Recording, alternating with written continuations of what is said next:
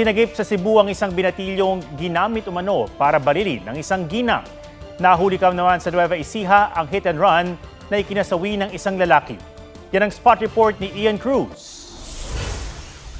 Tumatawid ng lalaking yan sa highway sa Bataan nang mabundol ng pick-up. Imbes na huminto para tulungan ang biktima, dire-diretso lang sa pagharurot ang pick-up. Mabilis po talaga yung takbo ng pick-up at wala po siyang intensyon na huminto. Tinutugis ang pick-up driver. Sino man po siyang nakapagsagasa sa apo ko, magpakita ka naman, parang awa mo naman. 18 sasakyan ang inararo ng pick-up sa Cabanatuan, Nueva Ecija. Dead on arrival sa ospital ang isang tricycle driver. Isa ang nasugatan. Hawak na ng mga pulis ang pick-up driver na nila ay nakainom.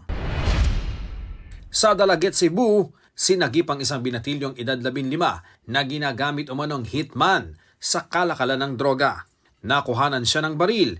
Nirescue siya ng mga pulis matapos siyang ituro ng ilang saksi na binaril umano niya ang isang ginang. Inalam pa ang motibo sa pagpaslang. Tinutugis ang dalawang kasamahan niya. Ian Cruz nagbabalita para sa GMA Integrated News. Huwag magpahuli sa mga balitang dapat niyong malaman. Mag-subscribe na sa GMA Integrated News sa YouTube.